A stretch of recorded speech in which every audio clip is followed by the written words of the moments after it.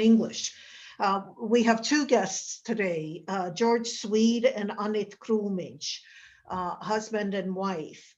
So we'll start with Anita, then we'll have a little, I'll introduce George, and then we'll have a video with George reading his haiku. About Anita Krumins. Anita her name has always been Anita Krumins, no changes for her. She's George Swede's wife, and together they've raised two sons, Juris, who's now 53, and Andris, who is 52. Anita was also a professor at Ryerson for 32 years, and George was a professor there for 38. Anita was the chair of her department for 5 years, vice chair of academic council, the appeals chair of the Ryerson Faculty Association, and president of that association, the only woman before or since to hold that position. She's reviewed literary works both in print and on television. As a member of the Writers' Union of Canada, she also has given many school readings, but she didn't keep count. George figures that she's published 71 poems in 180 different places. Anita has published 4 stories for children, one together with George, and 1 book of poetry. She was associate editor of Frogpond for the 4 years that George was editor. For 2 years, she also hosted a weekly online haiku puzzler for the Haiku Foundation, which is based in Virginia. At the present time, she devotes most of her energy to cooking and solving crossword puzzles. And George and Anita haven't been out, haven't seen anyone since COVID started. They live in a condo or a place where it's got a patio, and they get everything online, order everything online in. Egil, could you put the spotlight on Anita, please? Yeah. And Anita, could you wave your hand, please? Where is Anita? Maybe on page 2. Anyway, a very warm welcome to Anita Krumins and George Swede. Thank you for enlightening us. I have to find Anita. 1 second. There's 5 pages here. Oh. 56 participants. That means about 60 people because we have couples here too. Anita, can you talk or something? Just say sure. hello. I can start. Oh, well, okay, we've got you. We found you. Good. You're on page 2. Now we can all, did you lose her? Okay. Here I am. There you are. Yes, thank you. And yes, please. Excuse me. I've been asked to talk about editing Frogpond, and I'll tell you what George and I did for the 12 years, the 12 issues that we prepared. And after I speak, then George will come on and he'll be far more interesting. Anyway, we worked on Frogpond for 4 years, put out 12 issues, that's 3 a year. And the first one that we put out was 96 pages, but we started to get more and more and more submissions from actually all over the world. In the end, we had submissions from 44 different countries and 15,000 individual submissions per year. That's a lot of submissions to go through. And our last issue was a whopping 188 pages. And by that time, the circulation of the journal was 2,000. Now, we were responsible for every aspect of the journal's production, from layout to mailing. And every editor puts his or her stamp on a journal when they edit it, and we did the same. We did a major redesign rather. We decided to use fairly heavy off-color, off-white paper with a slightly heavier off-white cover. We didn't want it to be glossy, and we didn't want it to have pretty pictures. So we designed, and George created a graphic representation, which has a little story behind it. It's kind of silly, but you'll see. The first one, please, Egils. Mhm.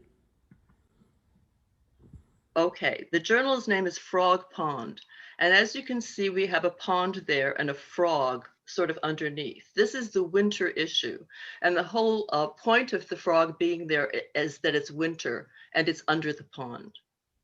And the next slide, please. Okay. Just that takes a second.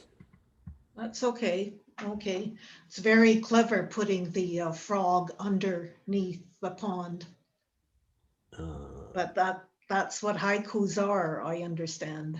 Well, it was a nice, simple idea. And there you can see the flyleaf where we continue the theme of blue for winter. And you can't really see it because it's small, but in the middle it says FR, and then the pond is the O, and then it's a G. Okay, let's move on to spring, summer. Okay. Share screen. Okay, spring, summer, as you can see, is greenish colors. And here we have the frog jumping out of the pond because summer has come and it does not need to stay under the pond anymore. Next slide. Okay.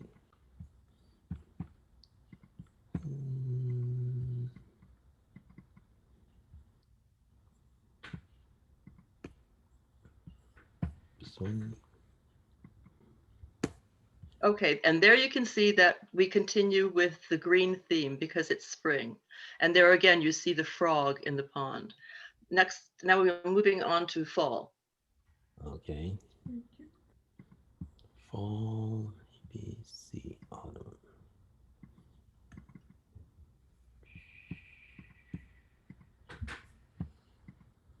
Poor Egils. Okay, there you have fall. Then we have autumn colors, and the frog is now descending under the pond again, and then the winter issue will come and the frog will be under. So we continued this cycle of the three things. And there's no need to do the next slide. The next slide continues with the orange color as you saw before. So let's move on to the haiku page. So that would be the sample page? Yes. Okay. Is that the the first sample then? The First, sample one? yes. Okay. It doesn't really matter. I can talk about them in any order. Okay.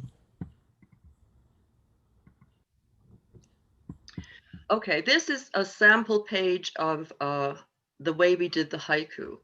And as you can see, underneath each haiku, there's a line that is slightly lighter type. And that line contains the name of the author, but we also decided to include the place that the person lived in. And one of the reasons that we did that is because very often the person's place of residence informs that person's sensibility, and you can really find it in the poems. Okay, next one, please. Okay. So the next one is B2. Share screen. Share. Okay, this page is a page of what are called haibun. And haibun is a hybrid form where you have a prose paragraph or several paragraphs followed by a haiku, which sort of ties the whole thing together. It's one of the many Japanese forms that appear in this magazine. And as you can see, there's a little graphic there. George was very good with using the computer to generate little pictures like that. Okay, and my point here is that haiku, the Frogpond Journal wasn't just haiku, it was many other things. The next slide, please. So that would be BC2 sample page.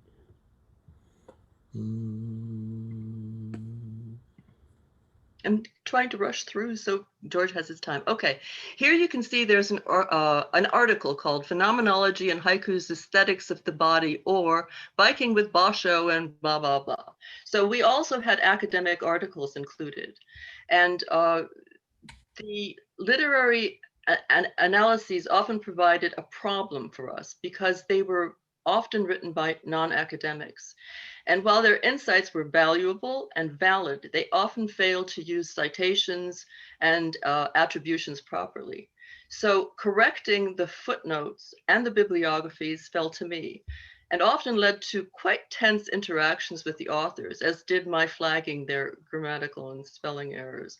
Anyway, the MLA International Bibliography and the Humanities International Complete, these are places where you go to find things about academic journals, and they'll only list you if they feel that you have academic integrity. And when we started the magazine and started to do the academic things properly, we submitted to them both and were accepted by both, which really pleased us a lot. Okay, enough with the slides. We also included reviews. We introduced a comic strip that was called Old Pond, and started to add color pictures and various other items.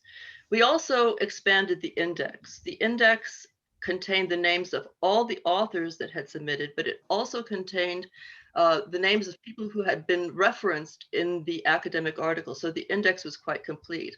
And I thank George for allowing me to be the one who did the index. It was so much fun. Now, in terms of our own submissions, unlike past and present editors of Frogpond and other journals, we did not publish our own work, which is a practice that we both don't like very much. George did write some reviews, and we concluded each issue with a letter from the editor. And I'll have the last slide now, please. Okay, this is the last one, the farewell from the editor. And it's a picture of George as the Frog King. And you might wonder how that happened. Well, we were at the Venice Biennale in 2011, and you could put these glasses on, and we figured it was a kind of funny way to end our tenure. So that is pretty well it, unless anyone's interested in how we chose things. Then I can talk about that. But other than that, that's all I really have to say. And I've noticed I've already gone, I think, 15 or 20 minutes. So I'll leave it to you. Yes, yes, I can see that. Okay, paldies, Anit. Liels paldies. Now, Egil, can you? Okay, okay. So George, there's been confusion about his name because he's Latvian, born Juris Purinch, born in Riga in 1940, but his father was shot by the Germans in 1941. His mother remarried to Juris Swede in 1943, and George was adopted by his stepfather, and the last name changed. The family moved to Canada when Juris was 6, and this is when his parents decided to change his name to George Swede, by which he has been known for the last 74 years. George just turned 80. He had a birthday last week. So that was in the announcements too, which we missed. George has had a varied career as a school psychologist, professor of psychology, radio and TV lecturer, administrator, editor, poetry judge, and honorary curator of the American Haiku Archives.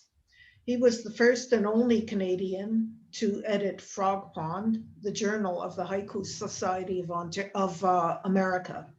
He has edited or co-edited 12 poetry anthologies, and as a member of the Writers' Union of Canada, he has given readings in approximately 500 schools and libraries. He's been invited to give readings in Ireland, Belgium, the States, and Japan. He is the author of 2 psychology textbooks, 1 book of literary criticism, 7 books of fiction for children, 1 co-authored by Anita, and 42 poetry collections. So it's very extensive, both long form and haiku. His work has received 103 awards, being published in 7,500 places, now 7,501, because there was something in Latvian America. It's been reviewed positively in 421 periodicals and translated into 23 languages. Not Latvian, though. One of them is not Latvian. Obviously, George likes his numbers. Egil, vai mēs varam to video? So now we're going to put the spotlight on George, and we're going to listen to George. Hi, I'm George Swede from Toronto, Canada. I made this video for the Bridgewater International Poetry Festival Fall 2020 virtual event. I published my first poem in 1969 and my most recent one in fall 2020. At first I wrote only in free verse, but then in 1975 became intrigued by the haiku form and since then have published mainly haiku and related forms. For this video, I will read 11 haiku, and I will read each one twice, because sometimes the meaning is lost upon first hearing. This first haiku appeared in the New York Times Book Review in 1987, as well as a PhD thesis in 1989. Unhappy wife, I pedal my bike through puddles. Unhappy wife, I pedal my bike through puddles. Next is one of 4 of mine in haiku, a Polish anthology published in 1992 and edited by the 1980 Nobel laureate for poetry, Czesław Miłosz. One button undone on the clerk's blouse. I let her steal my change. One button undone on the clerk's blouse. I let her steal my change. This next poem was included in a 1984 PhD thesis and was read on BBC Radio in 2000. Night begins to gather between her breasts. Night begins to gather between her breasts. Next is a piece that appeared in the London Times in 2000 and was quoted by former US Poet Laureate Billy Collins in his introduction to the anthology Haiku in English, The First 100 Years, out in 2013. Passport check. My shadow waits across the border. Passport check. My shadow waits across the border. The following one was in a review in the Halifax Herald by George Eliot Clark, a former Canadian Poet Laureate. Dawn, remembering her bad grammar. Dawn, remembering her bad grammar. Next, a poem, one of 9 of mine in the video game Haiku Journey that came out in 2006. Statues in the square. The raised hand of the war hero fills with snow. Statues in the square. The raised hand of the war hero fills with snow. This poem, one of 4 of mine in baseball haiku, published in 2007, was quoted along with another one of mine in the Washington Post in 2008 by reviewer Mary Carr, a New York Times best-selling author. Empty baseball field. A dandelion seed floats through the strike zone. Empty baseball field. A dandelion seed floats through the strike zone. The following piece appeared as kinetic typography or moving type on YouTube first in 2011. At the height of the argument, the old couple pour each other tea. At the height of the argument, the old couple pour each other tea. The following poem One of the 9 of mine is in Haiku in English, the first 100 years. One by one to the floor, all of her shadows. One by one to the floor, all of her shadows. Next is a poem, one of 17 of mine in the art of reading and writing haiku, which came out in 2019. Leaving my loneliness inside her. Leaving my loneliness inside her. The last piece, one of 30 of mine, is in the Norton Haiku Anthology 1999. At the end of myself, pencil tip. At the end of myself, pencil tip. If you want to know more about my work, go to Wikipedia or to georgeswede.com. Thank you. Okay, paldies, Egil. And thanks, George, for that video. This will be a little disjointed, but I'm going back to your bio. As I looked you up on the internet, I kept wondering how you escaped our Latvian clutches. I'm fascinated by your diverse yet related and integrated career. So George first got a degree in psychology, and one of his first jobs was working in a penitentiary. So George, I wonder if you could describe that, because I don't think any of us has been in a jail other than maybe during the war under extenuating circumstances. Un Egil tūsliks uz George to jālūdz. Paldies. Thank you for that introduction. My experience working in the BC Penitentiary, a maximum security prison, was a short stint. I had just graduated with an honors BA in psych from UBC, and was lucky enough to get this position as an intern, where my job was to replace psychologists and psychiatrists who were going on their holidays. So when a psychiatrist left, I got to use his office. And then I was encouraged to do interviews with whatever prisoner who was there. Appealed to my curiosity. So being a young man and excited by the thrill and the danger, presumably, of it, I did interviews with all kinds of interesting characters, including murderers and necrophiliacs and assorted con artists. And then I was able to go back and tell my friends all kinds of stories over a beer. So my experience there was very different from the actual psychiatrists and psychologists who had to deal with pretty serious issues. And the prisoners who came to see me they knew who I was, and they were just fooling me, you know. I can still remember one event where I was sitting at my desk, and by the way, psychiatrists and psychologists have a button under their desk in case of an emergency, if someone gets violent or threatening. So I knew this button was there. And I was waiting for this person who was a pretty dangerous offender, but seemed to be a docile prisoner. And he was in there for murder and for necrophilia. So I thought, interviewing him would be very interesting, and then I could tell my friends about my experience. Excuse me, necrophilia is raping a corpse? Yes. Okay, just to clarify. Anyway, so I didn't see him. I thought he's a bit late.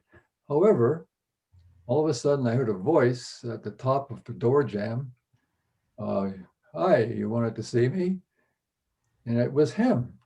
And I hadn't noticed in his biography that he was 6 feet 6 inches tall.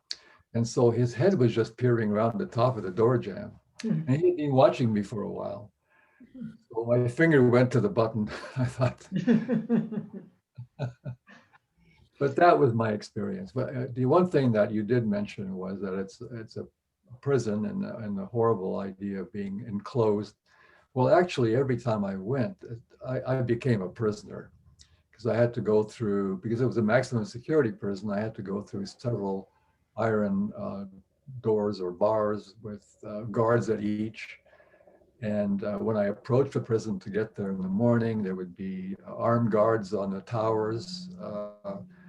And it definitely had the atmosphere that you find in movies and so on. What would have been the purpose of your role? I know you were an intern, so you were replacing the permanent psychiatrist, but was it for your benefit or for the prisoners' benefit? It was actually an attempt to encourage psychology graduates to enter the penal system as psychologists. And they hoped to get you when you were young and enthusiastic and entice you with your experience to follow up with a graduate degrees and apply for work somewhere in the penal system. That was the main motivation. Mm-hmm. Yes, I can imagine those conversations would be interesting. I imagine that most of them think they can fool you. Oh, they did, I'm sure. The con artist, one of my other jobs was to give IQ tests to entering prisoners. So the con artists had the highest IQs. And, well, you can see the connection there for sure. And they would come in and they knew what this wet behind the ears young whippersnapper, and they were just telling me all kinds of stories, looking at me and smiling and joking and denying that they had done anything wrong, of course, or else they would admit it and they say, well, the sucker deserved to be cheated out of $1,000 or whatever, So they were very honest, very frank. And the psychologists that you were replacing, would their role have been to assess for the courts? Yes, that was very much a part of it. And I was also allowed to go to these assessment sessions. That included social workers and other concerned individuals. And but the main job was to try and rehabilitate these prisoners, and they had to go to therapy sessions. And they could deny to go, or they could go there and pretend they were improving. I think in many cases they were just going because it was a change from the routine, and they could go in and just gab with the psychiatrist. And I heard them joking sometimes when I was going by the office of a practicing actual therapist, and there might from the waiting room you could hear guffaws and stories and what they were going to say or what they had said, and Was going on. Would this be group therapy or individual? Individual therapy, but there was also group therapy going on. That must have been a riot. Well, I never attended those. I never Uh-huh. went to one of those sessions, no. Uh-huh. Well, this experience segues nicely into my next question is George has claimed that he can rehabilitate young juvenile delinquents who are underachievers. No, not that. I'll straighten that out. Okay, okay. Underachievers in any case through poetry. And they go on, these students, these youngsters go on to be, complete university and be good. So he ran something called RUN, and he did this in collaboration with the Vaughan Academy, and he somehow made them succeed, even excel. How did you do that? Well, Um, if I had done what you just described, I would be truly a heroic figure.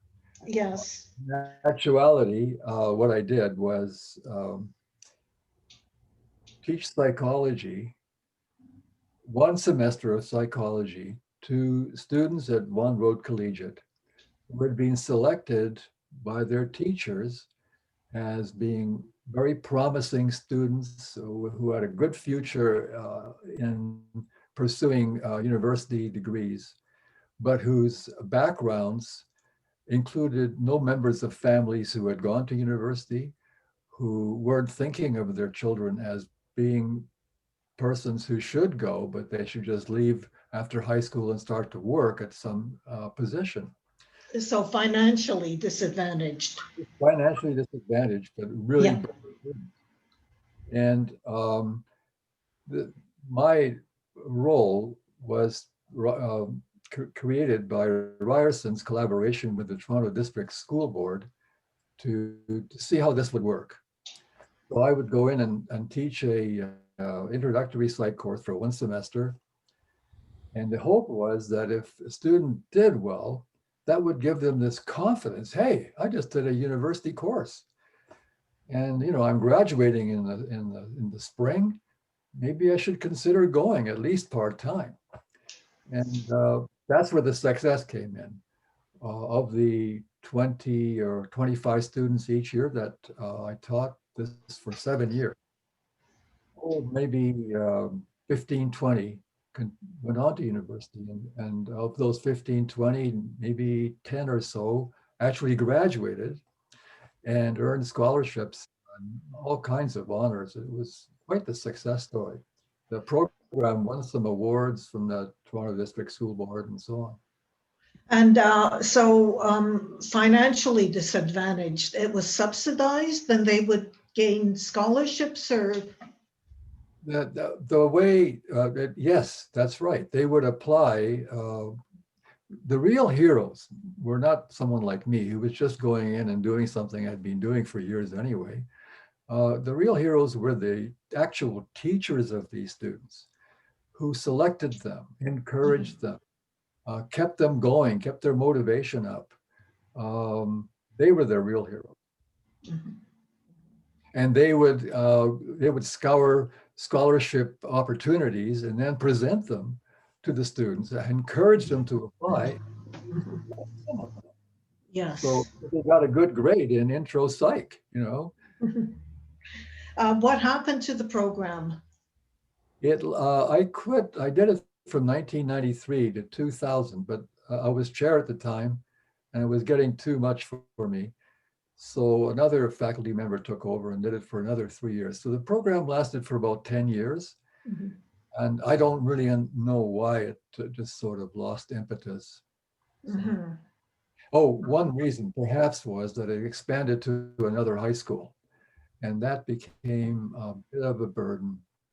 But I don't know all the ins and outs, the bureaucratic reasons and so on. Right. One can surmise budget cuts. Yes. Yeah. Okay, the next thing I have, the next comment is please comment on the International Handbook of Poetic Innovation. I have it somewhere here. Well, I have the universe is one poem, actually. The psychological, sociological, and cultural factors that determine whether one becomes a professional poet. Who becomes a professional poet these days? I mean, other than if you're Latvian, and Latvia is full of professional poets. Yeah, can you comment on that? Well, yes, I wrote an article for this International Handbook on Innovation. Mm-hmm. And there were articles, dealing with people in science, business, and all kinds of occupations, and writing about what was needed and what was being encouraged for enhance creativity in whatever profession they were writing about. And mine was dealing with poetry. And they're very straightforward, easy to describe quickly. You continue to be let me start again. My thinking was influenced by the fact that children seem to be natural poets. So when they're around, when they start to be able to talk and start exploring language, they come up with new words, neologisms they invent. The parents in the audience probably have experienced that a lot. And sometimes they come up with incredible poetic insights or actually little poems. I can still remember when the boys were just the toddlers and starting school, one particular poem leapt out at me. It was sort of haiku-like with a twist. The two were arguing, and they were, I don't know, 5 or 6 or 4 and 5. And one of them said, he was very angry, and he said, "I'm gonna pull out your bones and swim in you." So I thought, if I had come up with such a line, it would be quite something. And I had kept a record of a whole bunch of other ones like that, and so did Anita. Mhm. But Mhm. my inspiration for this viewpoint and starting this process of thinking about it was by a book by a Russian, well, he was sort of like a psychologist educator, Chukovsky, who wrote children's poetic creativity before the age of 5. And it's still around. If you look up the name, you can still find the book in libraries. Mhm. Mhm. And so I wrote the article based on this, and that the children who continue to be interested in poetry are being reinforced somehow. They start to write. They happen to have a teacher who's interested in this and doesn't discourage them and want them to focus on math or science or something. They encourage the writing. They get positive feedback. This continues. And then it continues in adolescence, where there's a real challenge for someone to continue writing poetry because sometimes it's not cool in our culture. In Latvia, I think it's still cool. In our travels through Europe, poets were still, even in this century, you could tell they were esteemed. When Anita and I went to various countries and were guests of various organizations, they treated us with great respect and actually made us feel very important. Whereas when you do this in Canada and the United States, you always feel, you're not a pop star for sure, and Very niche. very niche and very Yes. lucky to be at all paid attention to. Yes, yes, yes. Generally, that's the case for any kind of art in North America, I think. Well, in the US, there seems to be a very strong anti-intellectual movement. Yes. People don't like intellectuals. Anita can probably tell you something her brother said to her. Anita, maybe you could just give that little story. No. Yeah, Okay. yeah. George, can you talk a little about what is haiku? I think, there's a sort of a formula that it's some 15 or 17 or something syllables. Could you just, talk about it? Because I have a book here, one of yours, erotic haiku. And, it's not pornography, by the way, but it's just so very sensual. And I think the reader is left to finish the poem with their imagination. That's my idea. Egils, can you go back to George, please? No problem. He'll come. Okay, Holdius. Just explain to the layperson what a haiku is. Okay, Please. that's a challenge for people, especially in Canada and the US. practically every grade school in the US and Canada teaches something about the haiku form in, I don't know, grades 4, 5, or 6. And the teacher usually stresses 17 syllables arranged in 3 lines of 5, 7, 5.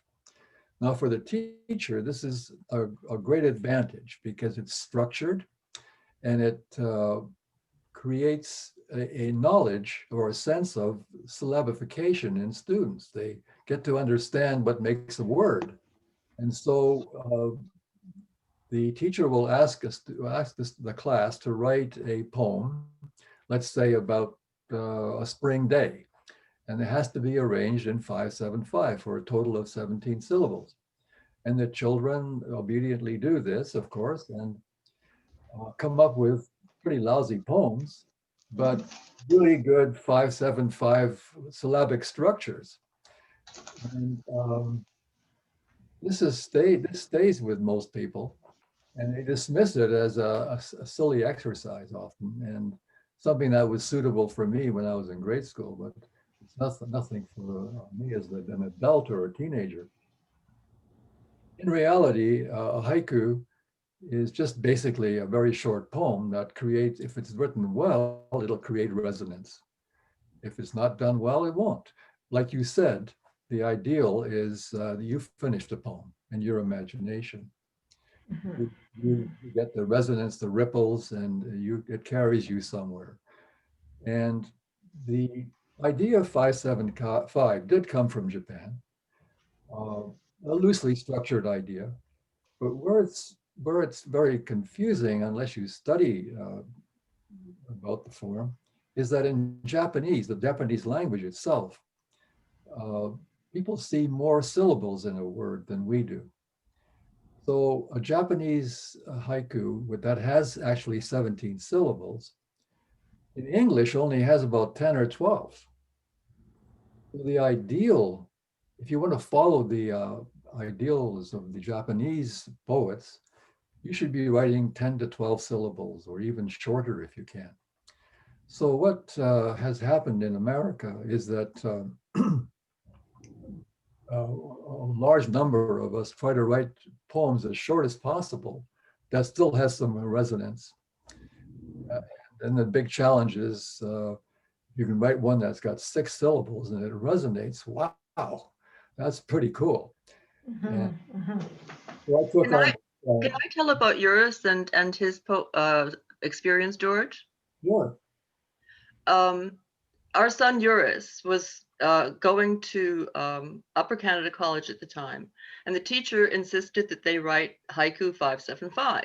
And Eurus said, "No, my dad is a haiku poet, and I know that you don't have to have it be 575." Well, the teacher insisted. So Eurus went off and wrote a poem that was far fewer syllables than 17. And George submitted it to a Modern Haiku, a magazine that had a section for children. And Eurus's poem won the award. He won the top prize for the best poem in that section. So he told his teacher about it, and she said, "Oh, can we publish your poem in our magazine?" And Eurus said, "No." Good for him. I think I can you see this? Yes. This, for instance, is a poem, a haiku, and you read it from the bottom up. And I think it doesn't really have anything to do with syllables as much as it's talking about going something about higher and higher. So as you start from the bottom and you read up. Circling higher and higher, the hawk pulls its shadow from the world. Thank you. And do people instinctively know to start at the bottom? No, it's a challenge. The title of that book itself is a poem. Yes. And the idea is it's a little play on words. Yes. Uni Yes. is one, and verse is a poem. So the universe is one poem, basically. Yeah. Yes, that's right. Uni and verse. You love words, don't you? Yes, thank goodness I do. Yes. Yes, Be much yes. of a poet if I weren't. I just wonder if there's something from, the collective consciousness or something, Latvian collective consciousness that you have, because Latvians had to write in the Soviet times, everything was subtext. That's one thing. And the other point is that dainas are so laconic, 2 lines nature, 2 lines life, reality. And with so few words, it's they express a whole, drama or a whole opera. We have a collection of all the Dinah's books, Yes. don't we? Mhm. Yeah. I wish I could read Latvian and fully appreciate them. Yes. And is that what stopped? Like, I think we should, you're a national treasure, and it's the first time I've heard of you, and I'm, I've been around in Toronto for a long time. What stopped you from joining, like becoming a part of our, group, not group, but, events? Well, I'm enjoying being part of this now that I've discovered it. And I think it's basically that once I left Latvia with my adoptive father and my mother, our journey took us in such a way that I was speaking English at home in various situations and households and with step grandfathers. And I've actually had 3 stepfathers. And also one person who was married to my mother who I never really met. He was much younger than her. So my life is pretty checkered. And when I got together with Anita, she's very fluent in Latvian. And she comes from a background where she spoke Latvian as a child at home. I think that was the only language was spoken at home. And then you learned English outside the home. Is that not true? Yeah. And I think what happened when we got together and started living in Toronto is that we wanted our boys to go to Latvian school. They went, I think, for 2 weeks and adamantly resisted it. Was that on Saturdays or Fridays? Saturday. Okay. And they cried and Yes. they begged. Yeah. Yeah. But one of our sons later on took Latvian as a course at U of T. With Onda Libers, no doubt. Yeah. Yeah. Yes, yes. Yes, and So not having the language would be one thing. It was the main thing. It was the main thing. And would you celebrate, say, Yanni, or what was your Christmas like then? How would you celebrate on the 24th or the 25th? 24th. And describe it? You want me to do it? Or? Anita can. Well, George, you do it.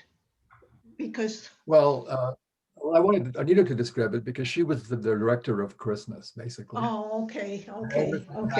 Came from her, and they were magnificent and structured, and that had Handel's Messiah playing, and a nice, beautiful tree, and lots of presents, and everything. Real candles? No. That's one thing we didn't do. But our relatives in England still use candles. Well, we have a part of the family living in England, and I'm not sure if my uncle's family in Vancouver, I think, did it for a while too. They're called Seabergs. They're shipping magnates or something, no? That family were. Yeah, in Riga. The ones in Vancouver are not shipping magnates, no. Right. We're kind of close to the end, so I'm wondering if Egil, vai mēs varam tu zini prasīt jautājumus vai kādam ir jautājumi? Es varētu parādīt to grāmatu vēl, the book. Jā, lūdzu, parāda. This is, I'm not sure, maybe you can explain what it is. Yes, it's an ebook. You have to read it online, or the way you're reading it now. And it was, the publisher is in England. You can see it there, Snapshot Press. They've been around for quite a while. They've specialized in short poetry. And I submitted this manuscript to a contest they have every year for an ebook, e-chapbook award. And there are 3 or 4 winners every year. And this book was one of them. Yeah. And you just scroll through it, look at a couple of poems. It's basically not a haiku form, but what is called a tanka, which is a longer, it's a haiku with added commentary. So it's 5 lines instead of 3. And there's the title poem right there. Let's see what-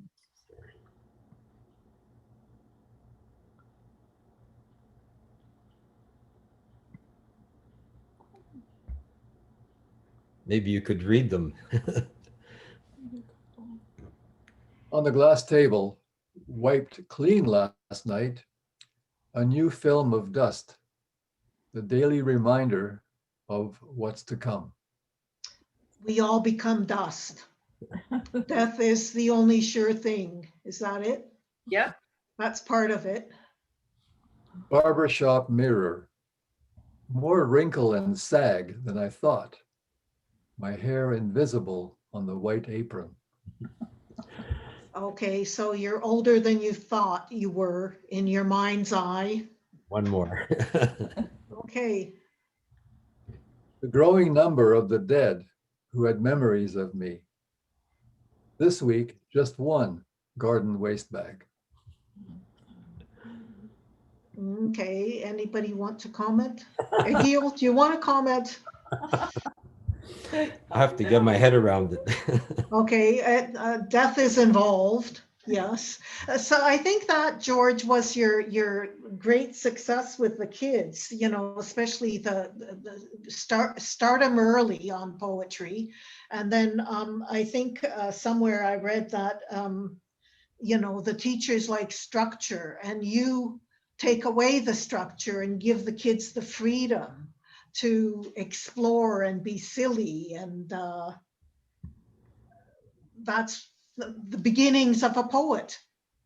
And you hope that it becomes the silliness and the lack of structure.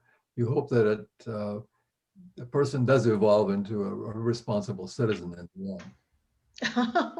A silly but responsible citizen.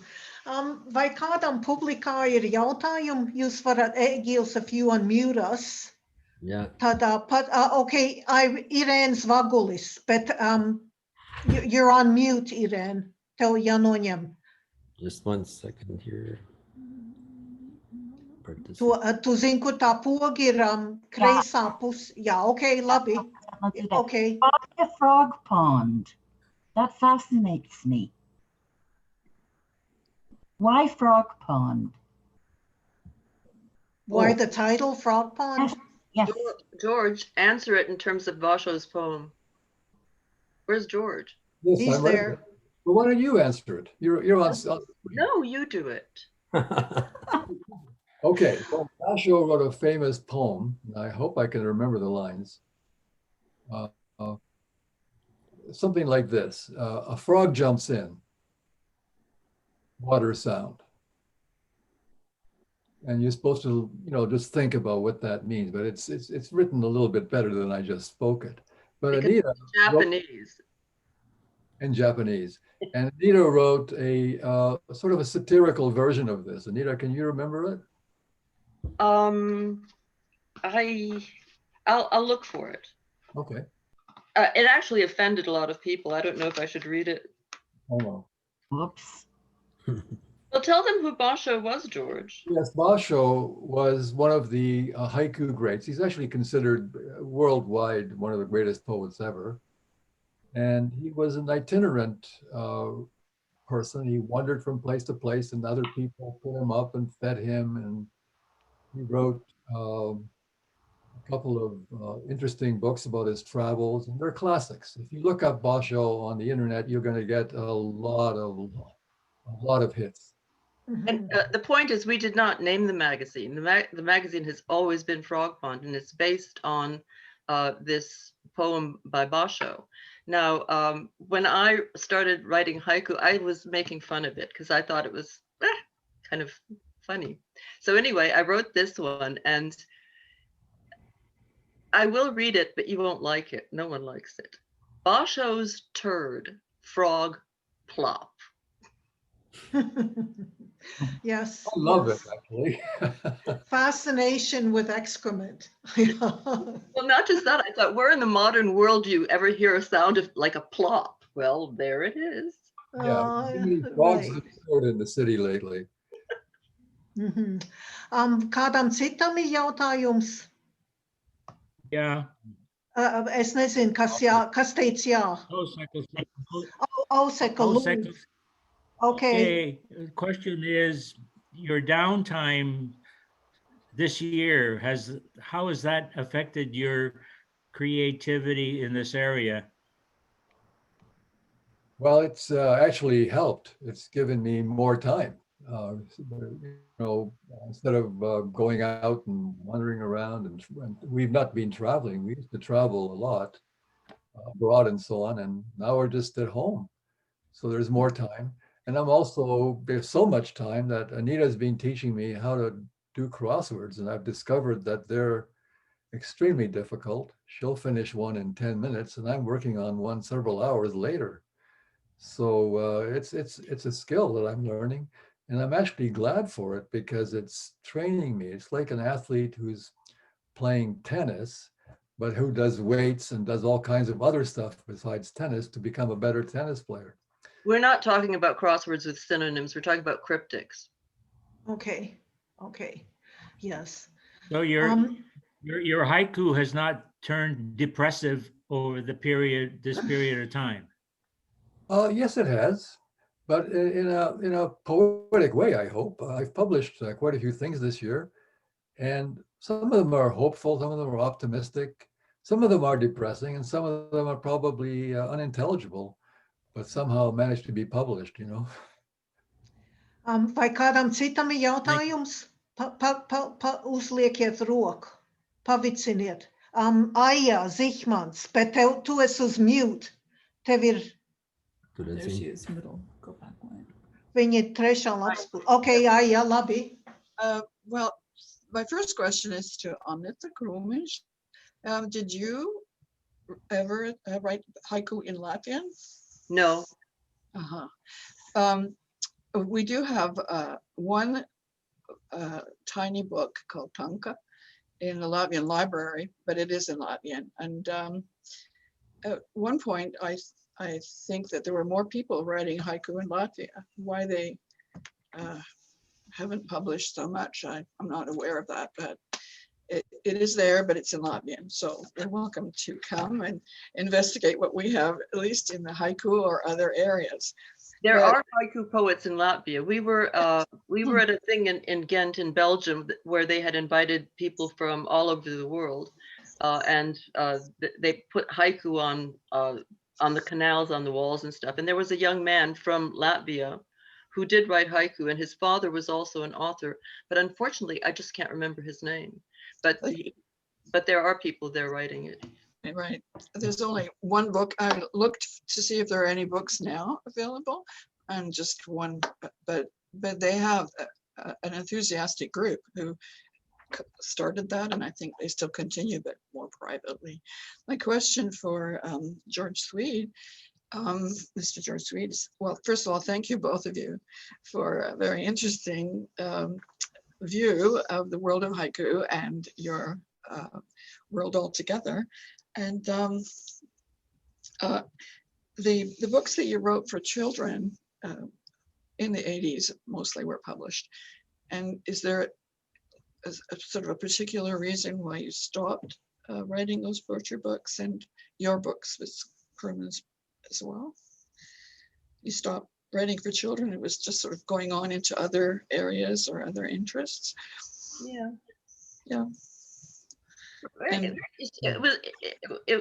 I don't know about George. I mean, I wrote a couple of them very quickly because I thought it might be fun, and then I just turned to other things. One of my books was republished 2 times and done by 3 different illustrators. It was quite successful, but there you are. The best praise I got was my 6-year-old grandson said, "That's a good book." They're the best critics. Yeah, it was.